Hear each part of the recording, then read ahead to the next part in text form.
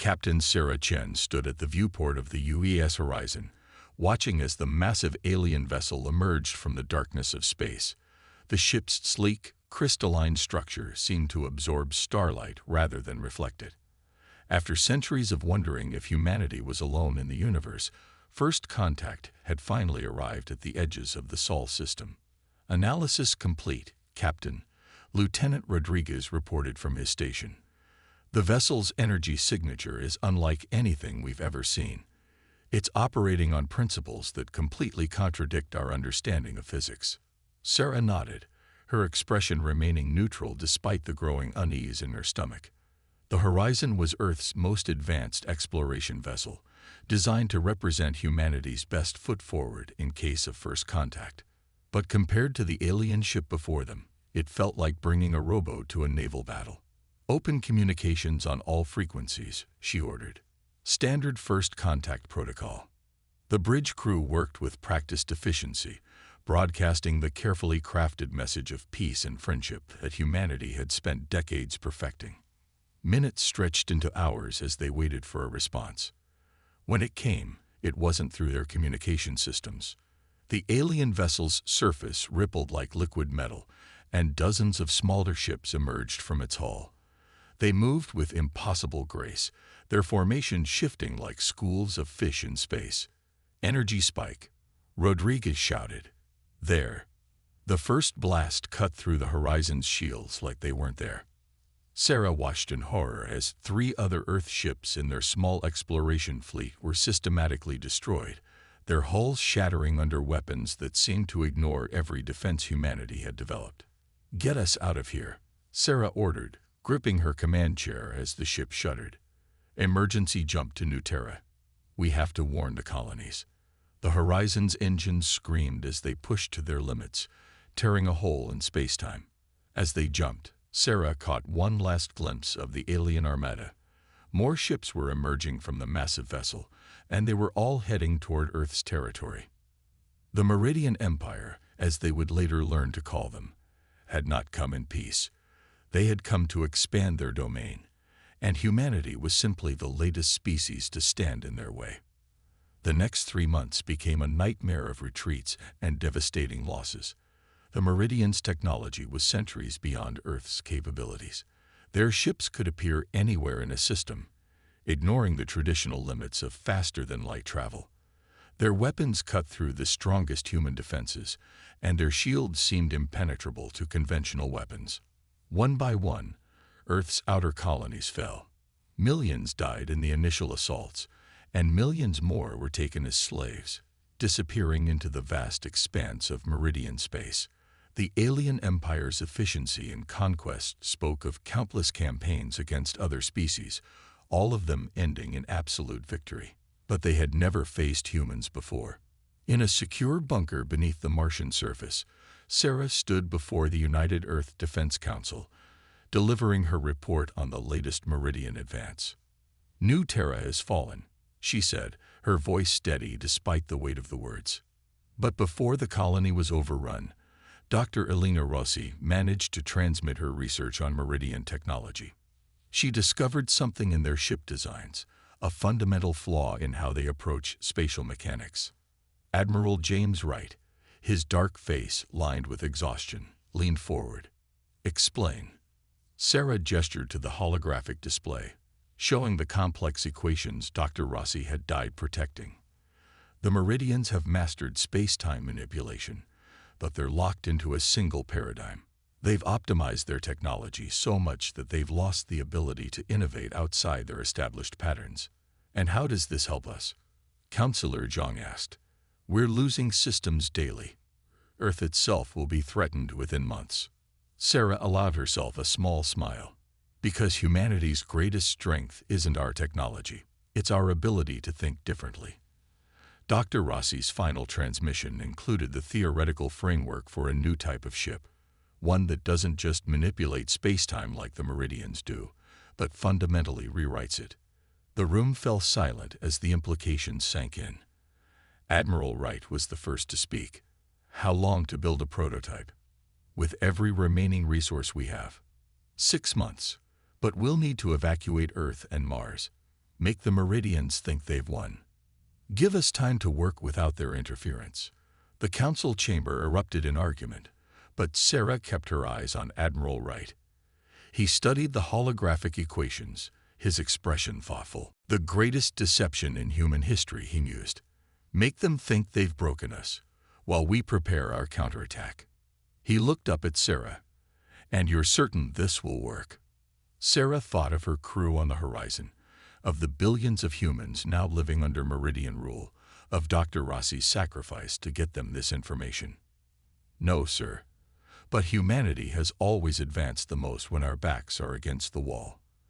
The Meridians think they know everything about controlling space and time. We're about to show them just how wrong they are. Admiral Wright nodded slowly, then stood to address the council. Ladies and gentlemen, I move we initiate Project Phoenix. The evacuation of Earth begins now. As the council voted, Sarah looked at the equations again.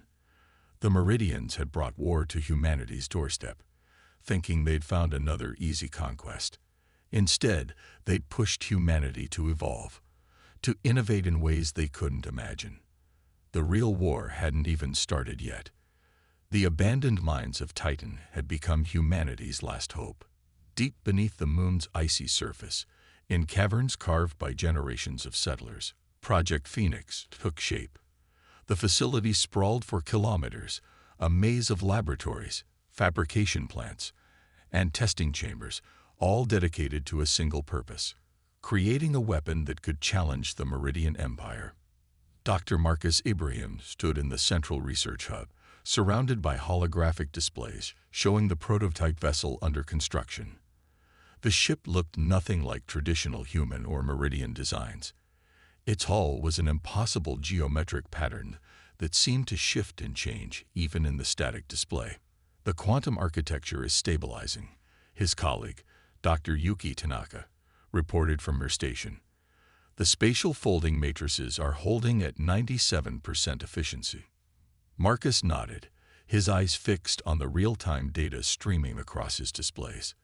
They'd spent months refining Dr. Rossi's theoretical framework, turning revolutionary concepts into practical engineering. The result was a ship that didn't just travel through space-time. It rewrote it. Begin power-up sequence for Test 47, he ordered. In the massive construction bay below, the prototype hummed to life. Its surface rippled like quicksilver, the quantum-engineered hull responding to the energies building within. Captain Sarah Chen entered the control room, her footsteps echoing in the tense silence. After delivering her report to the Defense Council, she'd been assigned as military liaison to Project Phoenix. Her experience with Meridian technology made her invaluable to the research team. "How's our baby doing?" she asked, studying the readings over Marcus's shoulder. "Better than expected," he replied. "The quantum core is maintaining stability at higher power levels than we thought possible, but there's something else you need to see." He pulled up a separate display, showing microscopic scans of the ship's hull. The material isn't just responding to our commands, it's learning, adapting. Every test teaches it new ways to manipulate space-time. Sarah frowned. "You're saying the ship is alive?" "Not exactly. Think of it more like a neural network made of quantum-entangled particles. The more we push it, the more it evolves its responses. Dr. Rossi's equations weren't just about building a better ship. They were about creating something that could grow beyond our initial design limitations." The implications were staggering. While the Meridians had perfected their technology within rigid parameters, humanity had stumbled upon something far more revolutionary: a ship that could evolve. Alarms suddenly blared through the facility. Red emergency lights flashed as security protocols activated. Multiple contacts. Lieutenant Rodriguez's voice came over the comm system. He'd been reassigned from the horizon to Project Phoenix's defense coordination. Meridian scout ships entering Titan's atmosphere. "They found us." Sarah was already moving. "How long until they can detect the facility?" "Minutes at most. Our stealth systems won't hold against their sensors." Marcus looked at the prototype ship, still only partially complete. "We need more time. 2 weeks minimum to finish the quantum core integration. We don't have 2 weeks, Sarah said grimly. She turned to Yuki. What's the minimum power requirement for a spatial fold? Yuki's fingers flew across her console. 60% of designed capacity. But the ship's systems aren't properly calibrated yet. A fold could tear it apart. Better torn apart than in Meridian hands. Sarah opened a channel to the facility's command center. This is Captain Chen. Initiate Protocol Omega. Full evacuation of all non-essential personnel. Research teams have 10 minutes to download all project data to secure quantum storage. She looked at Marcus. Can you pilot the prototype? He shook his head. The neural interface isn't finished. Without it, trying to control the spatial folding would be suicide. Then I'll do it. Sarah was already heading for the construction bay. I studied more Meridian ship data than anyone else. If anyone can improvise with incomplete controls, it's me. Marcus caught her arm. Sarah, this isn't like flying a normal ship. The quantum architecture requires perfect synchronization with the pilot's neural patterns. One mistake, and you'll be scattered across multiple dimensions. She met his gaze steadily. Then I better not make any mistakes. The next few minutes were a blur of activity. As evacuation sirens wailed, research teams frantically preserved years of work. Security forces prepared for a last stand, knowing they needed to buy time for the prototype to launch. Sarah sat in the partially completed cockpit, neural sensors hastily attached to her temples. Around her, the ship's quantum structure pulsed with energy, responding to her presence in ways they didn't yet fully understand. Meridian ships entering visual range, Rodriguez reported. 4 minutes until they reached the facility. Marcus's voice came through the comm. Primary power at 65%. It's not elegant, but I've rigged a basic control interface. The spatial fold calculations are pre-programmed. All you have to do is initiate the sequence and hold the ship together through the transition. Acknowledged. Sarah closed her eyes, feeling the ship's quantum field synchronizing with her neural patterns. It was like nothing she'd ever experienced, as if her consciousness was expanding to encompass the entire vessel. 3 minutes to contact. She opened her eyes, now glowing faintly with the same ethereal energy that coursed through the ship's hull. Begin launch sequence. The prototype rose from its construction cradle, its unfinished sections still exposed. But even incomplete, it radiated power unlike anything humanity had built before. Meridian ships launching attack drones. Sarah felt rather than saw the incoming threat. The ship's quantum field responded to her instincts, shifting and warping space around them. Enemy fire passed through empty space where they had been milliseconds before. Spatial fold initiating, she announced, her voice resonating with strange harmonics. Coordinates set for. The ship shuddered as a Meridian energy beam grazed their hull. Warning signals flashed across hastily installed displays. Quantum core stability dropping. Marcus shouted, Sarah, abort the fold. But she could feel something else, the ship's neural network adapting, learning from the damage, evolving in real time. She reached out with her mind, not fighting the quantum fluctuations but working with them, letting the ship's emergent consciousness guide her. Trust me, she whispered, though whether to Marcus or the ship itself, she wasn't sure. The prototype vanished in a flash of impossible light, taking humanity's hopes with it. Behind them, Meridian forces descended on the facility, but they were too late. Project Phoenix had already risen from its cradle, and the next phase of the war was about to begin. 6 months passed after the evacuation of Titan. The Meridian Empire celebrated their apparent victory, having driven humanity from their last known stronghold. Their massive fleets patrolled conquered human space, methodically stripping resources from abandoned colonies and searching for any remaining resistance. They never saw the real threat coming. Deep in an uninhabited star system, hidden within the corona of a dying red giant, the prototype ship emerged from its spatial fold. The vessel's quantum architecture had evolved far beyond its original design, its hull now a perfect synthesis of human innovation and emergent artificial intelligence. Inside the modified cockpit, Sarah Chen opened her eyes. The neural interface had changed her, creating a symbiotic relationship between human consciousness and quantum computing. Iridescent patterns shifted beneath her skin, matching the energy fluctuations in the ship's core. Status report. She subvocalized, the ship's systems responding directly to her thoughts. Data streamed through her enhanced consciousness. During their 6-month journey through folded space, the ship, which she now called the Prometheus, had been learning, growing, rewriting its own structure. More importantly, it had been teaching her. A quantum communication pulse arrived, encrypted in patterns that would seem like background radiation to Meridian sensors. Dr. Ibrahim's voice emerged from the signal. Ghost Fleet construction is complete, he reported. All ships are equipped with quantum cores based on the data you transmitted. We're ready to begin. Sarah allowed herself a small smile. While the Meridians believed they had crushed humanity's last resistance, the scattered survivors had been busy. Hidden shipyards, constructed in dimensional pockets throughout human space, had been producing vessels incorporating the Prometheus's revolutionary technology. Begin deployment sequence, she ordered. Target the Alpharis system. Alpharis had been one of humanity's most populous colonies before the invasion. Now it served as a major Meridian forward base, its orbital stations converted to process resources stripped from conquered human worlds. The Ghost Fleet emerged from dimensional storage, 30 ships of varying sizes appearing in perfect formation around the Prometheus. Each vessel shared the same fluid, evolving quantum architecture, their hulls rippling with contained spatial distortions. All ships reporting ready. Marcus transmitted. Neural interfaces online. Crews are synchronized with their vessels. Sarah reached out through the quantum network, feeling the presence of every ship and crew member. The neural interfaces allowed them to function as a single organism, sharing information and responding to threats with instantaneous coordination. Begin Phase 1, she commanded.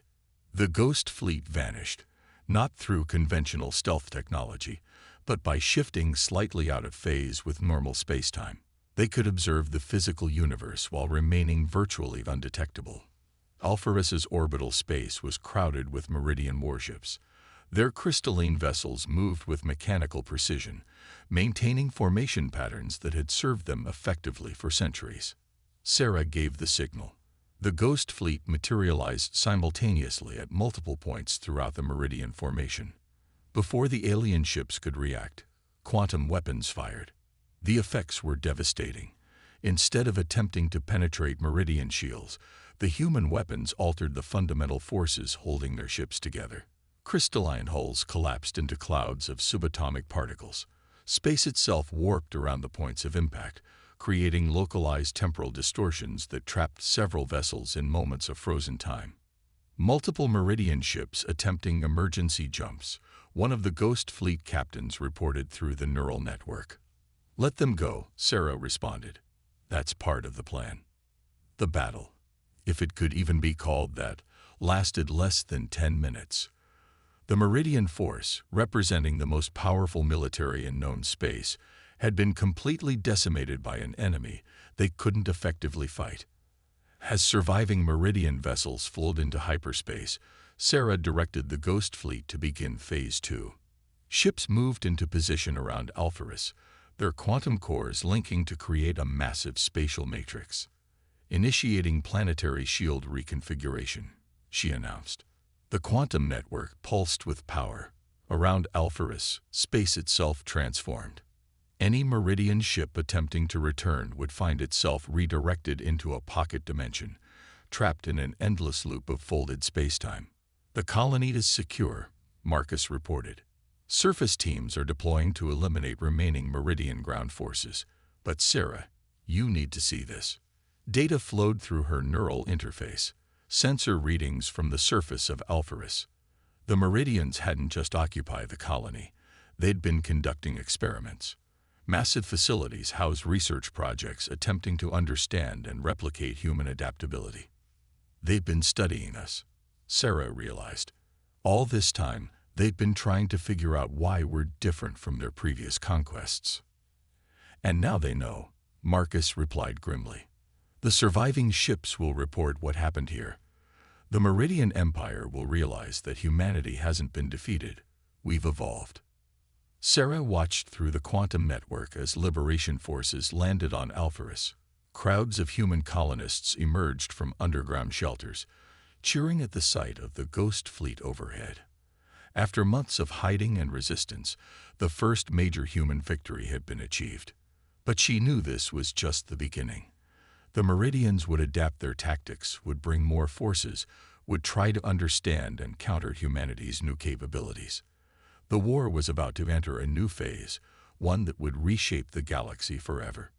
Send word to all remaining human colonies, he ordered. Ghost Fleet Protocol is now active. The liberation of human space begins today.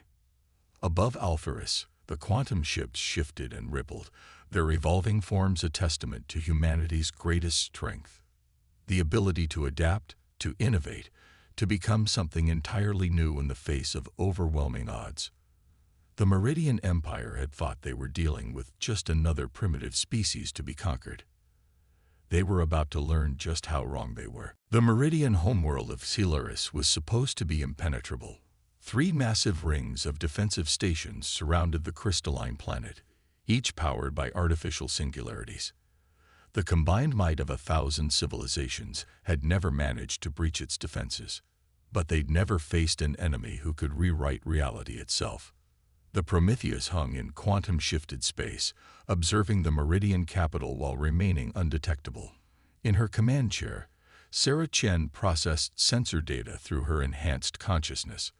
The neural interface had continued to evolve, allowing her to perceive multiple dimensions simultaneously. Primary target located, she announced to the assembled Ghost Fleet commanders, their quantum-linked consciousness sharing the strategic overview. The processing facility on the third moon. That's where they're keeping the human prisoners. Intelligence gathered from liberated colonies had revealed a disturbing truth. The Meridians weren't just taking human slaves for labor, they were studying them, trying to understand the source of humanity's adaptability.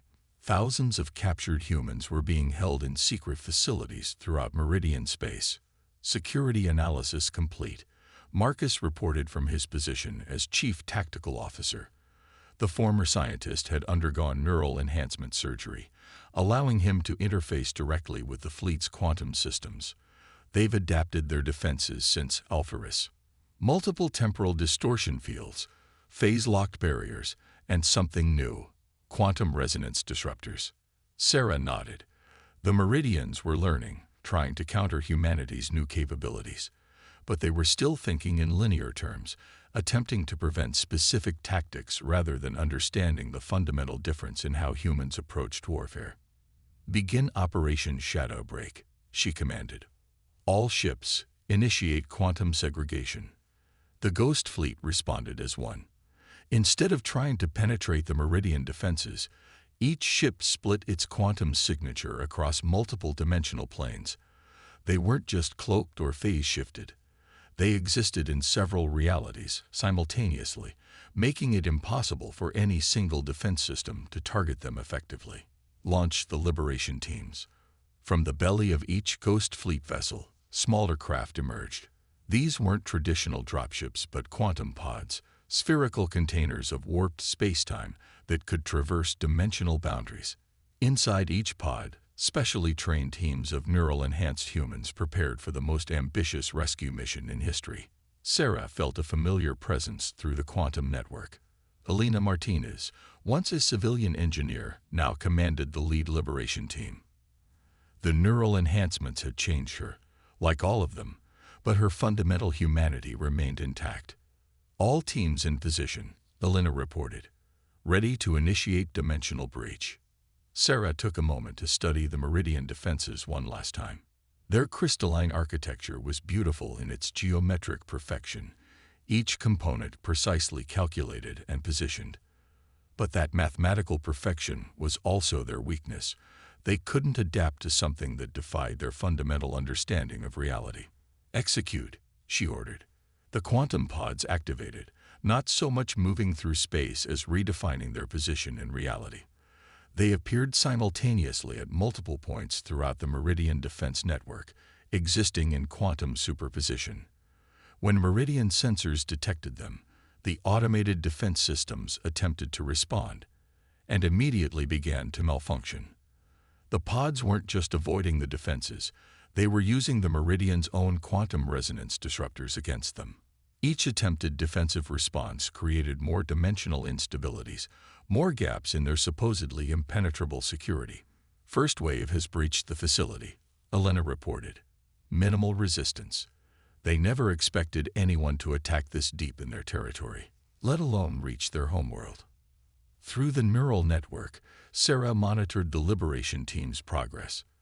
They moved like ghosts through the Meridian facility, their quantum-enhanced bodies allowing them to phase through walls or temporarily exist out of sync with normal time. Meridian guards found themselves fighting enemies that could literally be in multiple places at once. The prisoners were held in temporal stasis cells, hundreds of humans suspended in frozen time. The Meridians had been studying them at the molecular level, trying to isolate the genetic or neurological factors that made humans so adaptable. Beginning prisoner revival sequence, Elena transmitted. But Sarah, you need to see this.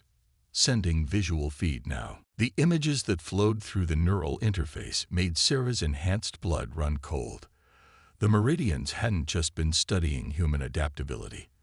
They'd been trying to replicate it. Failed experiments lined the facility's deeper chambers. Crystalline structures infused with human DNA.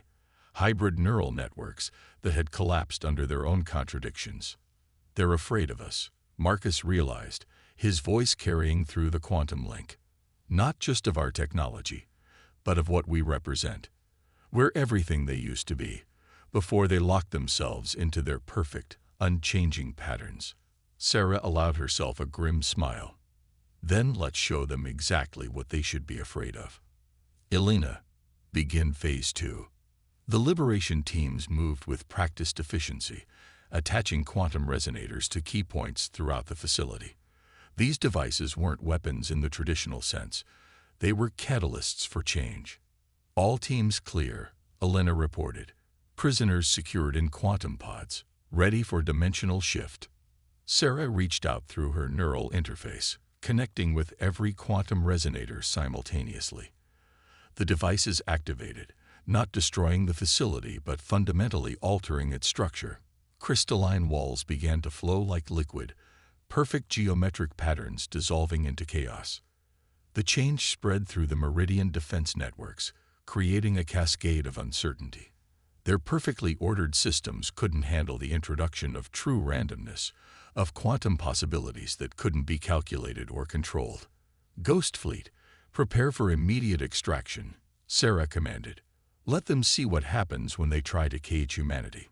The quantum pods returned to their ships, carrying their rescued prisoners to safety.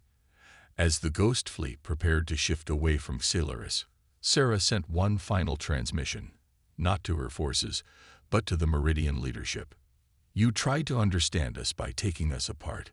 She broadcast on all frequencies. But you can't dissect adaptability. You can't quantify innovation. We're not just fighting your empire. We're showing you what you've lost. The Ghost Fleet vanished, leaving behind a changed Xelaris. The Meridian homeworld's defenses would recover, their systems would eventually stabilize, but nothing would ever be quite the same. The seeds of chaos had been planted in their ordered universe, and humanity was just getting started. The war had reached its tipping point.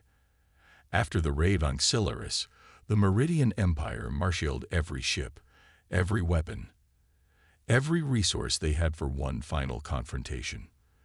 Their perfectly ordered civilization was facing an enemy that threatened not just their military supremacy, but their very way of existence. The battlefield they chose was symbolic, Earth's solar system, where the conflict had begun. But this time, the Meridians weren't facing a scattered human defense. The Ghost Fleet waited in quantum-shifted space, their evolved technology now far beyond anything their creators had initially imagined.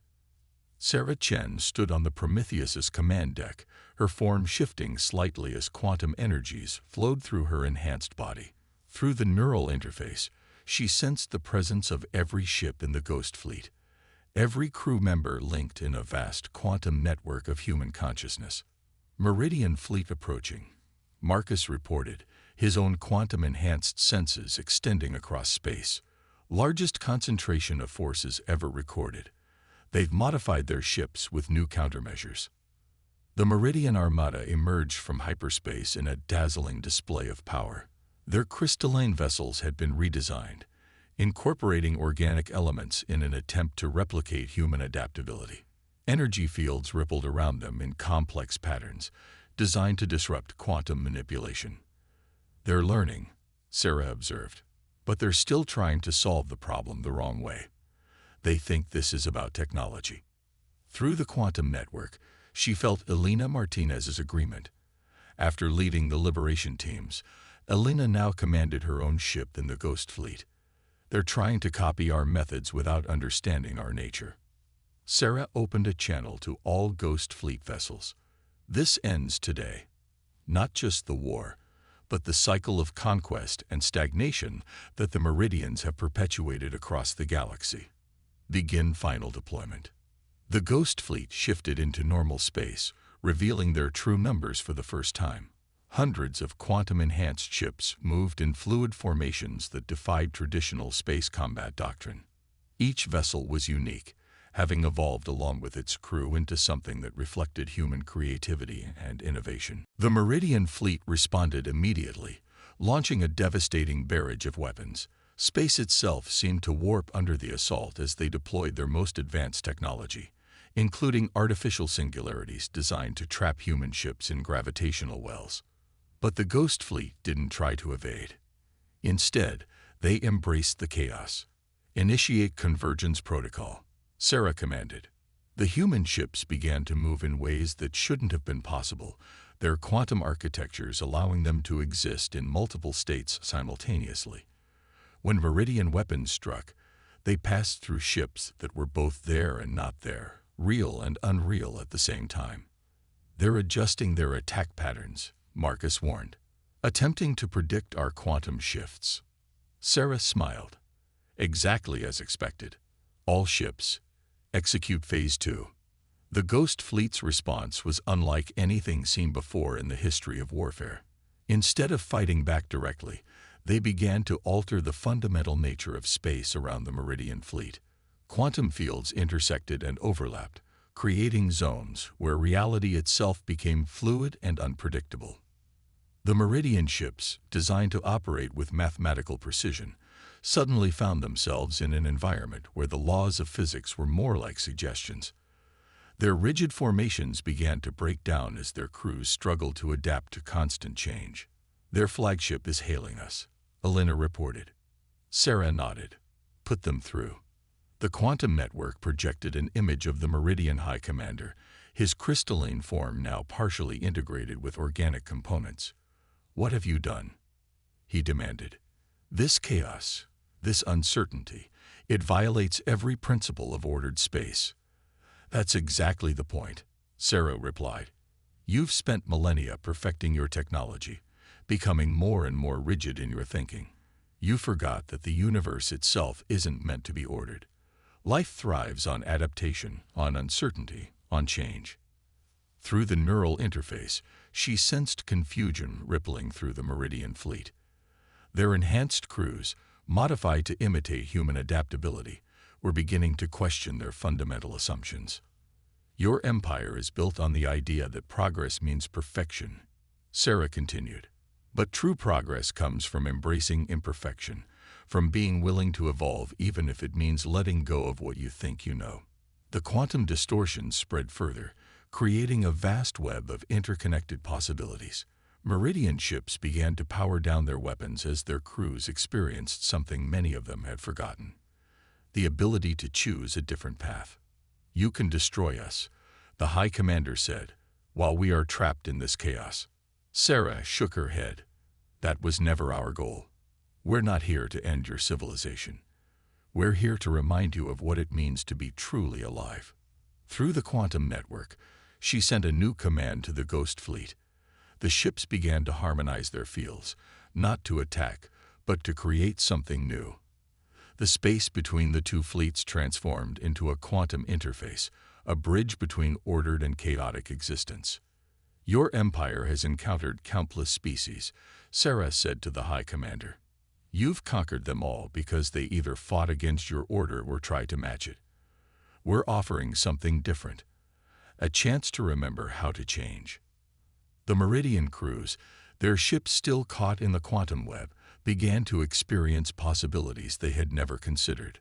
Through the neural interface, Sarah could sense their awakening, not just the organic components they had grafted onto themselves, but their original consciousness remembering what it meant to embrace uncertainty. "The war is over," she declared, "not because either side has won, but because we've all changed too much to continue fighting. The question is, what will you become now that you remember how to adapt?"